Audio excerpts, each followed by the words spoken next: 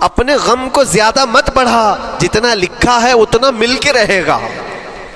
وما ترزق یأتک، جتنا اللہ نے رزق لکھا ہے وہ آ کر رہے گا، وہ تیرے پاس آ جائے گا۔ غم کب بڑھتے ہیں انسانوں کے؟ ہمارے اندر جو ٹینشن جس کو آپ کہہ رہے ہو، فرسٹریشن کہہ رہے ہو، یہ سب چیزیں انسان کی زندگی میں کب آتی ہیں؟ جب یہ اپنی لو اور اپنی خواہشات دنیا سے لگاتا ہے۔ خالق سے اگر لگاتا ہے تو پھر اس کے غم نہیں بڑھتے، بلکہ غموں کا مداوا ہے۔ اسی لیے بزرگوں نے فرمایا کہ اگر ٹینشن فری جینا چاہتے ہو تو انسانوں سے امیدیں کم کر لو، اللہ کی ذات سے یقین بڑھا لو، اس کی ذات سے یقین بڑھاؤ۔ ہم نے دیکھا ہے اپنی زندگی میں جس سے ہم ملتے رہے، جس سے کچھ خواہشیں رکھتے رہے یا جس کے متعلق کچھ امیدیں وابستہ کر رکھی، یہاں امیدیں ٹوٹ جاتی ہیں، پھر انسان کا غم بڑھتا ہے، انسان مغموم ہو جاتا ہے۔ اللہ کی ذات سے جو وابستہ ہوا اور وہاں جو آس لگایا، وہ ہر دن بشاشت کے ساتھ جیتا ہے، یقین کے ساتھ جیتا ہے۔ اسی لیے میرے عزیزوں، یہاں جس نے بھی اپنے خواہشات کو دنیا کے ساتھ لگایا ہے اسے کم کرنا ہے۔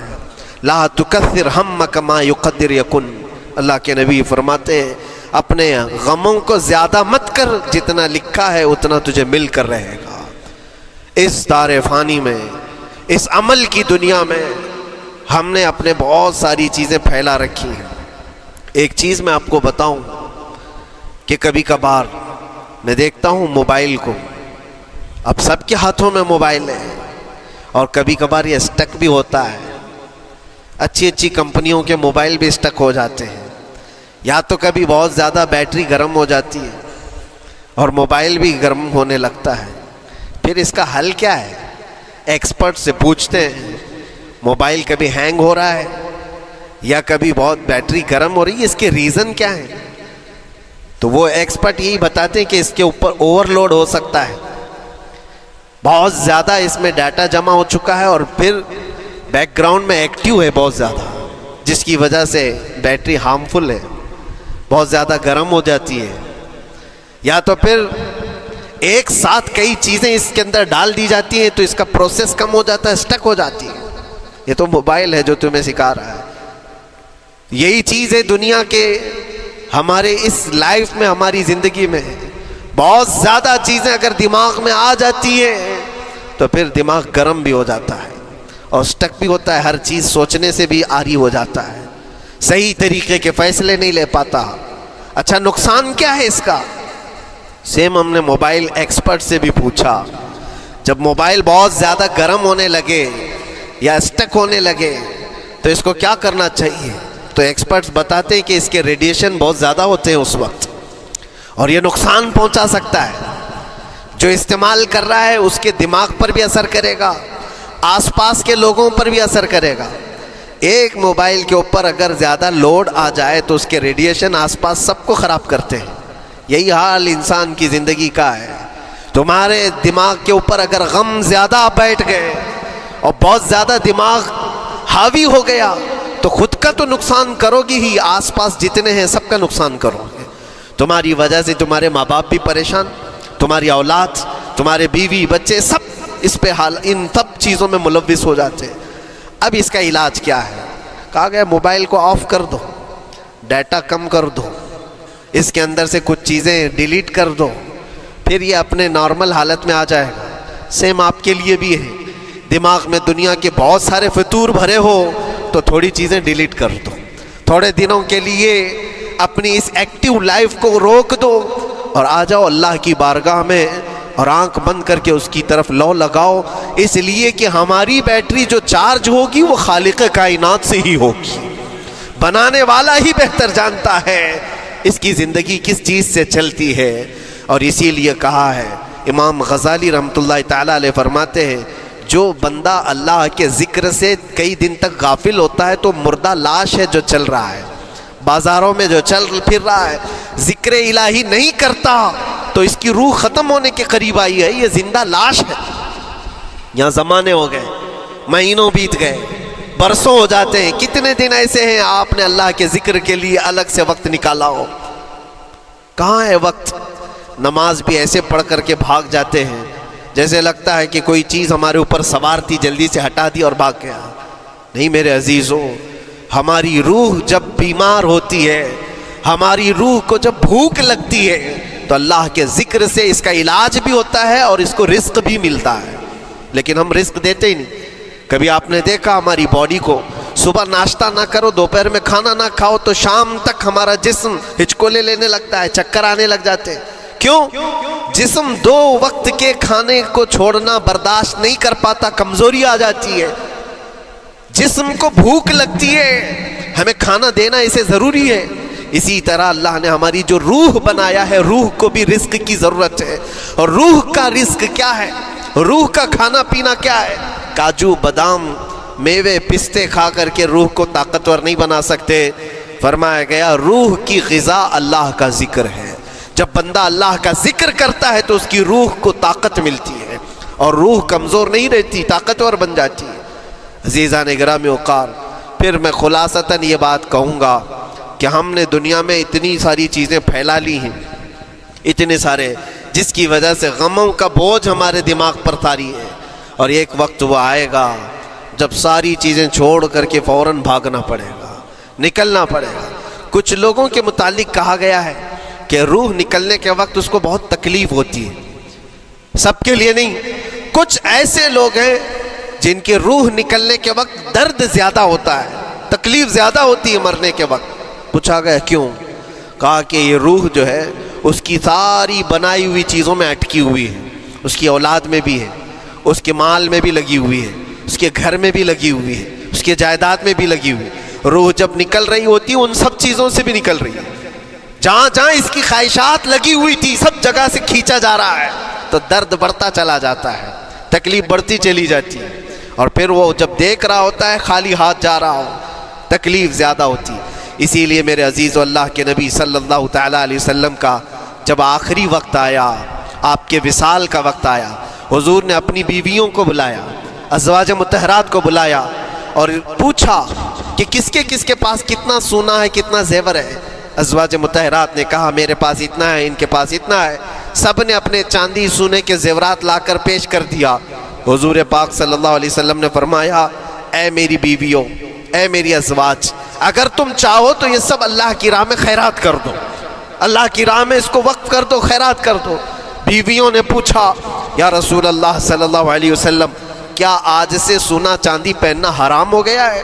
کیا ہمارے لیے ناجائز ہو گیا ہے؟ نبی پاک صلی اللہ علیہ وسلم نے فرمایا نہیں، زینت تو تمہارے ہی لیے ہے، سونا اور چاندی تمہارے لیے ہے، حرام نہیں ہے، ناجائز نہیں ہے، لیکن میں دیکھ رہا ہوں میری زندگی کا آخری وقت آ گیا، میں رب ذوالجلال کی بارگاہ میں جانے والا ہوں، میں یہ چاہتا ہوں کہ اس حال میں دنیا سے جاؤں کہ میرے گھر میں سونا چاندی کا کوئی ٹکڑا پڑا ہوا نہ ہو اور اللہ کی بارگاہ میں فقیر اٹھایا جاؤ۔ یہ نبی پاک صلی اللہ تعالیٰ علیہ وسلم کی خواہش ہے کہ میں اللہ کی بارگاہ میں اس حال میں جاؤں کہ میرے گھر میں کوئی چیز رکھی ہوئی نہ ہو، سونا اور چاندی، مال و دولت۔ کیونکہ میرے عزیزوں اسی سے اندازہ کرو انسان اپنی خواہشات میں اتنا گھر جاتا ہے کہ اس سے نکلنا اس کے لیے مشکل ہوتا ہے، اور روح نکلنے کے وقت یہی تو تکلیف ہوتی ہے کہ کہاں کہاں کیا کیا بنایا تھا، کتنا جمع کیا تھا، حساب کرتے کرتے اس کی روح نکل جاتی ہے۔ ہم نے دیکھا ہے، میں اپنا ایک تجربہ بتاتا ہوں۔ عمرہ سے ہم واپس آ رہے تھے، 40 لوگوں کا قافلہ تھا، ایئرپورٹ پر پہنچے، بہت تاخیر ہو چکی تھی اور فلائٹ کا وقت بہت کم رہ گیا تھا، اور حاجی لوگ ماشاءاللہ جاتے ہیں تو خوب بھر بھر کر کے سامان بھی لیتے ہیں، کیا کیا سامان تھے سب کے پاس، اور ہمارا بار بار جانا آنا ہوتا ہے، میں کبھی کوئی زیادہ چیزیں رکھتا نہیں۔ ہم تو آگے نکلے، گروپ پورا تھا اور سارے لوگ سامان لے کر کھڑے تھے، وقت گزرتا گیا، فلائٹ جہاں چیک ان ہو رہا تھا سامان، انہوں نے کہا کہ 25 کلو سے زیادہ کا الاؤڈ نہیں ہے، اور یہاں 40 کلو لے کر بیٹھے ہوئے تھے۔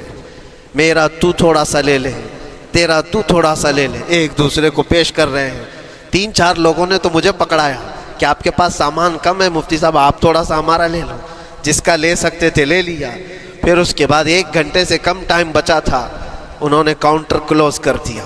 میں نے دیکھا 20 سے 25 حاجی ایسے ہیں جن کا سامان بکھرا ہوا ہے، اور کیا لے جا سکتے ہیں ہاتھ میں؟ وہ بھی 7 کلو 8 کلو اتنا ہی تھا. ان کی خواہشات میں دیکھ رہا تھا. کوئی مسلح اٹھاتا ہے, کوئی کھجور اٹھاتا ہے, کوئی کہتا ہے نہیں میرے بچوں کے لیے کھلونے لیا تھا اس کو لے لیتا ہوں.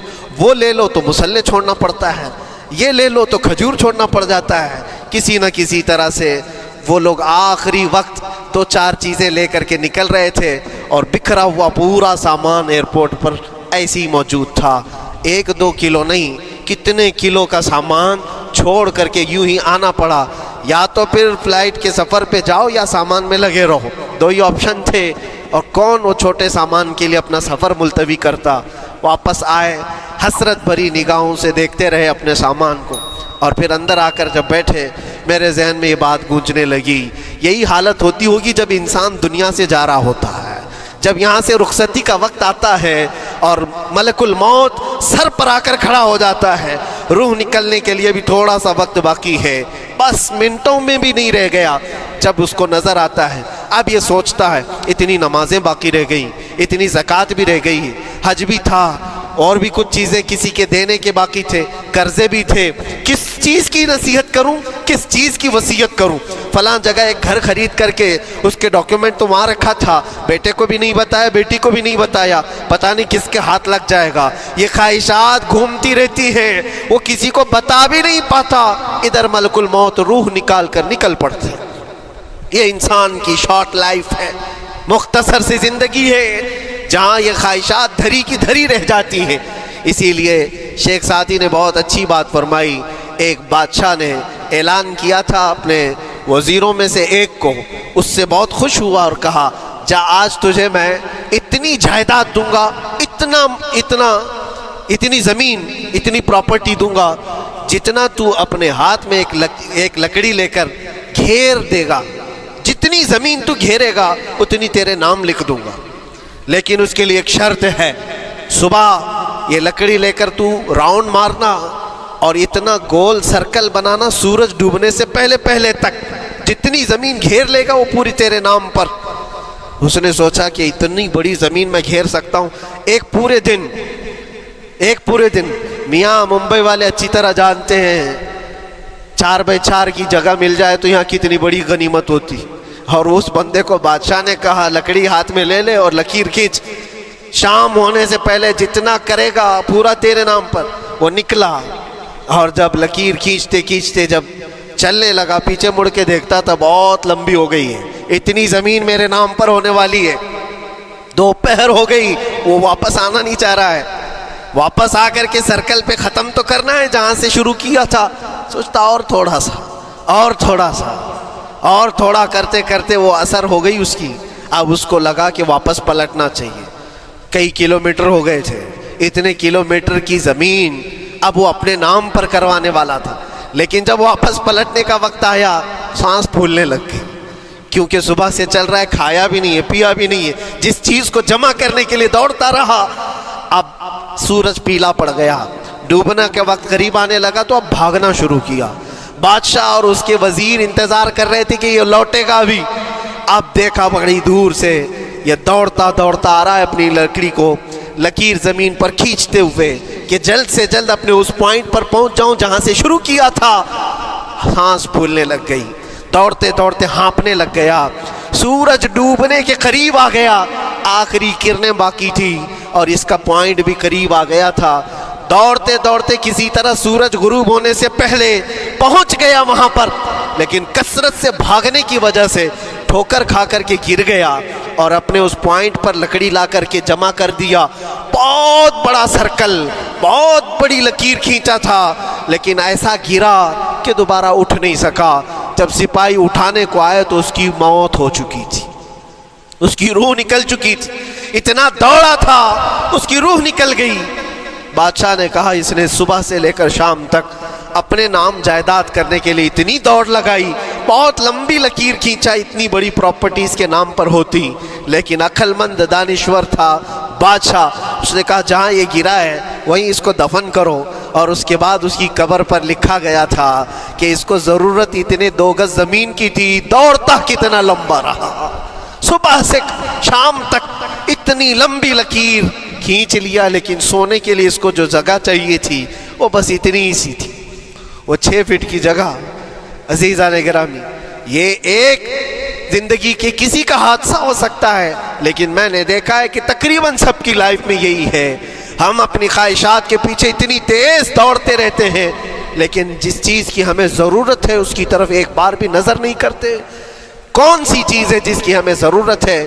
وہ ہمیشہ کی زندگی آخرت کے لیے جو چیز چاہیے وہ اللہ کا ذکر ہے، وہ رب ذوالجلال کی ذات پر یقین اور توکل ہے۔ آج اللہ نے صحت و سلامتی کے ساتھ زندگی دی ہے تو وقت نکالو اور بارگاہ رب العزت میں آ جاؤ۔ میرے عزیزوں، آخری بات عرض کرتا ہوں، خواہشات جہاں ختم ہونی چاہیے وہ کیسی ہے، وہ کیسے ہے؟ اللہ کے نبی صلی اللہ تعالیٰ علیہ وسلم مجلس میں بیٹھے، ایک صحابی کا مسئلہ تھا۔ ایک صحابی کا مسئلہ ایسا تھا کہ وہ صبح جلدی دوڑ کر کے چلے جاتے تھے۔ صحابہ نے ان کی شکایت کی کہ یہ فجر میں اتنی جلدی چلے جاتے ہیں کہ کسی سے ملتے ہی نہیں۔ حضور نے پوچھا کہ وجہ کیا ہے؟ ان سے پوچھا گیا تو انہوں نے کہا، یا رسول اللہ صلی اللہ علیہ وسلم، میرا گھر ایک یہودی کے گھر سے لگا ہوا ہے، اور یہودی کے گھر پہ ایک کھجور کا درخت ہے جس کی شاخیں میری آنگن میں بھی آتی ہیں، اور پکی کھجوریں صبح صبح میرے آنگن میں گر جاتی ہیں۔ میں اس لیے جلدی دوڑ کر کے جاتا ہوں، میرے بچے اٹھنے سے پہلے وہ کھجوریں جمع کر کے میں اس یہودی کو دے دوں کہ کہیں انجانے میں میرا کوئی بچہ وہ کھجور کھا نہ لے۔ ہمارے لیے وہ حلال نہیں ہے۔ یہ صحابی رسول کا عمل تھا۔ اللہ کے نبی صلی اللہ علیہ وسلم نے فرمایا، اپنے بچوں کو حلال کھلانے کے لیے اتنی فکر، اتنی فکر۔ عزیزان گرامی وقار، آپ سنیے، یہ تو حالات ایسے ہو گئے، یہاں بڑے بڑے درخت ہی نگل گئے، کھجور تو چھوڑے، ڈکار بھی نہیں۔ حرام چیزوں کے اوپر تو کئی لوگوں کی زندگیاں آباد۔ خیر، حضور پاک صلی اللہ علیہ وسلم نے ان کا مسئلہ دیکھ کر کے، ان کی تکلیف کو دیکھ کر کے اپنے صحابہ میں اعلان کیا، کوئی ہے جو اس یہودی کا درخت خرید کر کے میرے اس صحابی کو دے دے، میں اسے جنت میں پورا باغیچہ عطا کروں، جنت میں پورا باغ اسے عطا کروں۔ صحابہ، ظاہر سی بات ہے، ایک بار حضور نے فرمایا تو پھر اس کو حاصل کرنے کے لیے ایسی دوڑ لگتی تھی، سب گئے، میں حاصل کر لوں، میں حاصل کر لوں۔ اب اس یہودی کو منانا تھا کہ تو ایک درخت جو ہے اپنے پڑوسی کو بیچ دے، آنگن میں اس کے ہے، بیچ دے۔ اب اس کو لگا کہ ان لوگوں کی ضرورت ہے، مجبوری ہے، تو وہ بھی اکڑ کر بیٹھا کہ مجھے بیچنا نہیں، مجھے دینا نہیں۔ اب سنیے میرے عزیزوں، مدینے میں ایک صحابی ہیں ابو دحداح، اللہ اکبر، کبھی میں پڑھتا ہوں تو حیرت ہوتی ہے۔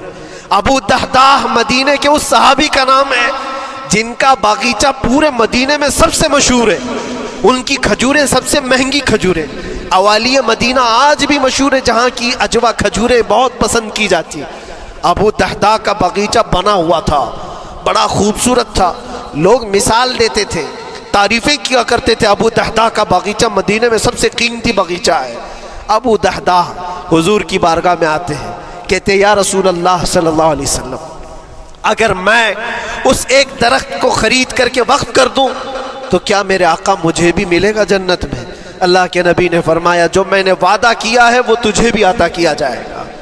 ابو دحداح کہتے ہیں، اس یہودی کے پاس سیدھے آتے ہیں، کہا کہ تو ایک درخت بیچ دے گا، بدلے میں تجھے بہت اچھی قیمت دیتا ہوں۔ اس نے کہا، کیا دو گے؟ کہا، مدینے میں ابو دحداح کا باغیچہ تمہیں پتہ ہے؟ اس نے کہا، ہاں جانتا ہوں، جانتا ہوں، نام بہت سنا ہوا ہے۔ کہا، وہ پورا باغیچہ اس ایک درخت کے بدلے دے دیا جائے گا، ایک درخت کے بدلے دے دیا جائے گا۔ اس یہودی نے کہا، کیا مذاق کر رہے ہو؟ یہ کیا مذاق ہے؟ میرے آنگن میں اگے ہوئے ایک درخت کی وجہ سے ابو دحداح کا اتنا قیمتی باغیچہ دے دیا جائے گا، یہ کیسے پاسبل ہے؟ اس صحابی نے کہا، اللہ کے نبی کی بات ہے، ہم مذاق نہیں کرتے، ہمارے لیے وہ ایک باغیچہ کیا، ایسے 70 باغیچے ہوں، نبی پاک کی بات پر ہم سب عطا کر دیں، سب ہم وقف کر دیں۔ اس یہودی نے کہا کہ ان کی تو مت ماری گئی ہے مسلمانوں کی، یہ دیکھو اپنے نبی کی بات پر اتنا قیمتی باغیچہ مجھے دینے کو تیار ہے۔ اور پھر اس نے سوچا، سودا بھی تو اچھا ہی ہے، باغیچہ تو ملے گا ہی، لیکن جو میں درخت بیچ رہا ہوں یہ جائے گا کہاں؟ یہ بھی تو میرے آنگن میں ہی رہنے والا ہے۔ درخت اگر کوئی خرید لیا تو ایسا تو نہیں ہے کہ یہ درخت وہاں جائے گا، یہ تو میرے آنگن میں یہ سودا کر لیا۔ کہا بات اگر سچی ہے تو میں یہ درخت اپنے پڑوسی کو جو تمہارا دوست ہے مسلمان اس کو دے رہا ہوں، بدلے میں مجھے ایک باغیچہ دے دو۔ ابو دہدہ نے اسی وقت لکھ کر کے دے دی، یہ باغیچہ تیرے نام کا ہے۔ سوچو میرے عزیزوں، جس کو سینچا ہو محنتوں سے، جس باغیچے کو سجایا ہو، وہ راستے میں کھڑے ہو کر کے اس کا سودا کر رہے ہیں، کس بات پر؟ حضور پاک کی بات تھی، رسول اللہ کا فرمان تھا۔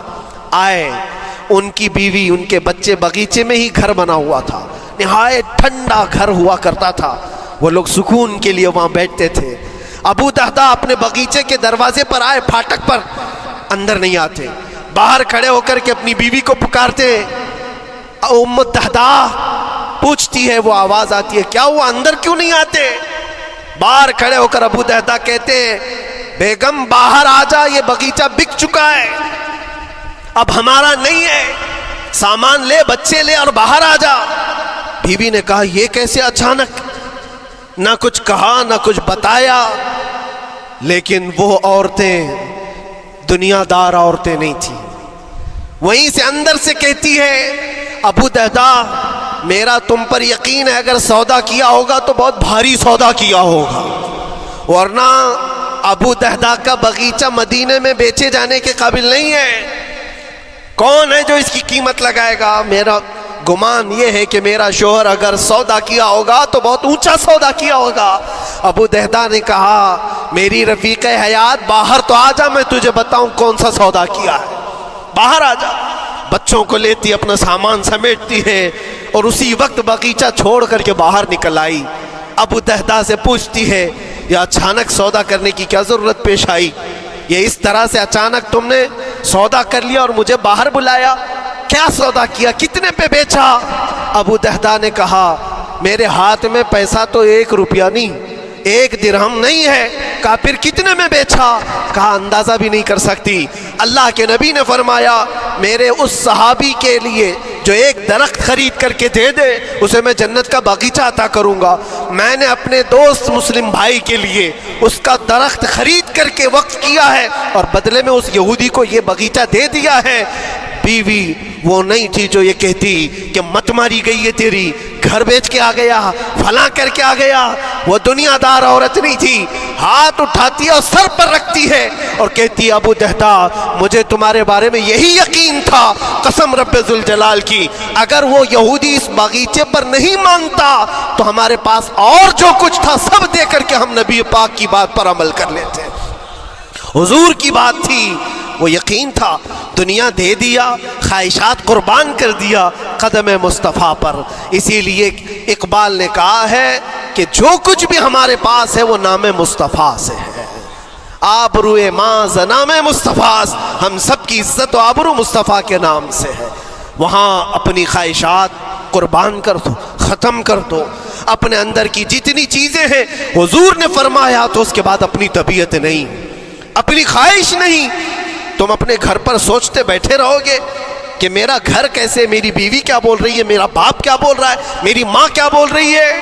نہیں، وہ صحابہ کی زندگی یہ تھی، دنیا کیا بول رہی ہے اس سے ہمیں مطلب نہیں، میرے مصطفیٰ کیا فرما رہے ہیں۔ اپنی خواہشات وہاں پر۔ حضرت انس بن نزیر ایک صحابی ہیں، وہ حضور صلی اللہ تعالیٰ علیہ وسلم کے بڑے رازدار صحابی تھے، حضور ان کے گھر پر موجود ہیں۔ مکہ سے ایک لیٹر آیا، جنگوں کی وہ لوگ تیاری کر رہے تھے، اور انس بن نزیر کون ہے؟ یہ ان کی بیوی جو تھی انس بن نزیر کی، اپنی بیوی سے بہت محبت کرتے تھے، بلکہ عشق کرتے تھے، عشق کرتے تھے اپنی بیوی سے، اور عشق میں ان کی شادی بھی ہے، اپنی بیوی کو بہت چاہتے تھے۔ اب سنو، مصطفیٰ کریم صلی اللہ علیہ وسلم انس بن نزیر کے گھر پر ہے، مکہ سے ایک قاصد آیا اور رازدارانہ طور پر ایک خط دیا، کہا مکہ والے جنگوں کی تیاری کر رہے۔ حضور نے خط کو پڑھوایا اور انس بن نزیر سے کہا، انس یہ بات تیرے اور میرے بیچ میں راز ہے، کسی سے نہیں کہنا، جب تک میں نہ کہوں اس خط کا ذکر کسی سے نہ کرنا۔ انس بن نزیر نے کہا، اے اللہ کے نبی آپ کا حکم، اس کے بعد میری زبان نہیں کھلے گی۔ خط کو بند کر دیا، رکھ لیا۔ حضور جب تشریف لے گئے گھر سے، ان کی بیوی، ان کی محبوبہ، ان کی رفیق حیات جس کو بہت زیادہ چاہتے تھے آئی، کہا انس رسول اللہ گھر پر آئے تھے، کچھ راز کی بات چل رہی تھی، کیا بات چل رہی تھی؟ انس بن نزیر نے کہا دیکھ میری بیگم، محبت اپنی جگہ پر، وہ میرے مصطفیٰ کا راز وہ میں نہیں شیئر کر سکتا، وہ نہیں بتا سکتا۔ بیوی ہنس کر کہتی تم نہیں بتاؤ تو کوئی بات نہیں، میں نے تو دیوار کے پیچھے سے سن لیا ہے، مکہ والے جنگوں کی تیاری کر رہے ہیں، خط آ گیا ہے۔ انس بن نزیر نے اپنی بیوی سے اتنی بات سنی، سیدھے جا کر کے گلا پکڑ لیا، گردن کو دبوچ دیا اور کہا اس وقت تک میں تیری گردن نہیں چھوڑوں گا جب تک میرے مصطفیٰ کا فرمان نہ آ جائے۔ گردن پکڑ لیا اس عورت کی جس کو سب سے زیادہ یہ چاہتے تھے، لے آئے حضور کے پاس، کہا یا رسول اللہ معاف کر دیں، آپ کا راز تھا میں نے تو نہیں بتایا، مگر میری بیوی نے دیوار کے پیچھے سے سن لیا اور اس لیے میں اس کی گردن پکڑ کر کے لایا ہوں کہ کہیں میں مجرم نہ بن جاؤں، نبی پاک کا راز افشا کرنے والا میں مجرم نہ بن جاؤں۔ آقا اگر آپ حکم فرمائیں تو میں اس کو ختم کر دوں یا اس کو طلاق دے کر کے آزاد کر دوں، آپ کے فرمان پر میں کامل عمل کر سکوں۔ اللہ کے نبی نے فرمایا انس چھوڑ دے گردن، جس طرح تو ہمارے راز کی حفاظت کرتا ہے یہ میری صحابیہ ہے، یہ بھی میرے راز کی حفاظت کرے گی۔ اس کے بعد ہاتھ چھوڑ دیا اور اپنی بیوی سے کہا کہ دیکھ میری محبت میرا عشق اپنی جگہ پر، بات جب مصطفیٰ کی آئے گی پوری کائنات کو میں چھوڑ دوں گا، میرے مصطفیٰ کی بات کو عمل کروں گا۔ اور اس بیوی نے بھی یہی کہا انس اگر تو مجھے راز بتا دیتا حضور کا، عشق میں ڈوب کر کے، محبت میں ڈوب کر کے، تو جو گلا تو نے میرا پکڑا کل میں تیرا گلا پکڑ کر حضور کے پاس لاتی کہ حضور یہ آپ کی غلامی کے قابل نہیں ہے۔ یہ ان کا کمال درجے کا ایمان تھا، اپنی خواہشات کو قربان کر دیا۔ ایک مدینے کی خاتون ایسی ہے سب سے زیادہ حسین و جمیل لڑکی ہے، حضور کے پاس ایک حبشی کالے رنگ کے صحابی ہیں، آئے کہا یا رسول اللہ مجھ سے کوئی شادی نہیں کرتا۔ حضور نے فرمایا کہ جا میں تیری شادی کے لیے ایک جگہ پر پیغام بھیجتا ہوں، اور بھیجا اس لڑکی کے گھر۔ انصاری صحابی کی ایک لڑکی اتنی خوبصورت ہے مدینے میں، ان کے گھر بھیجا۔ یہ تو حبشی قسم کے تھے، یہ ایک پیغام لے کر کے جب آئے، ماں باپ باہر بیٹھے ہوئے، لڑکی اندر ہے۔ ماں باپ نے دیکھا کیوں آئے ہو؟ کہا میں پیغام لے کر آیا ہوں۔ کس چیز کا؟ آپ کی بیٹی سے نکاح کا۔ کس نے بھیجا؟ کہا اللہ کے رسول نے۔ ماں اور باپ ہیں، شکل و صورت دیکھی اور ان کی حسینہ بیٹی، کہا ٹھیک ہے تم جاؤ واپس، ہم حضور سے بات کر لیں گے۔ اتنا ہی کہا، ٹال دیا ہوگا۔ وہ صحابی جو آئے تھے کالے رنگ کے، انہوں نے کہا یہ تو روز کی بات تھی، ہر جگہ ریجیکٹ ہوتا ہی تھا، میرے لیے تعجب کی بات نہیں تھی، میں تو واپس آیا حضور کے پاس۔ ہوا گھر میں کیا، اندر جوان لڑکی جو گھر میں موجود تھی بھر آئی، کہا ماں باپ سے پوچھتی ہے کہ اماں کون آیا تھا؟ کہا ایک نوجوان نکاح کا پیغام لے کر کے۔ اس خاتون نے کہا، لڑکی نے کہا آپ نے کیا کہا؟ کہا ہم بعد میں بات کر لیں گے۔ کہا آپ کو اندازہ نہیں آپ نے کتنی بڑی خطا کی ہے، اللہ کے نبی کا فرمان آیا تھا اور آپ نے ٹال دیا، میں تیار ہوں اس کے ساتھ نکاح کرنے کے لیے۔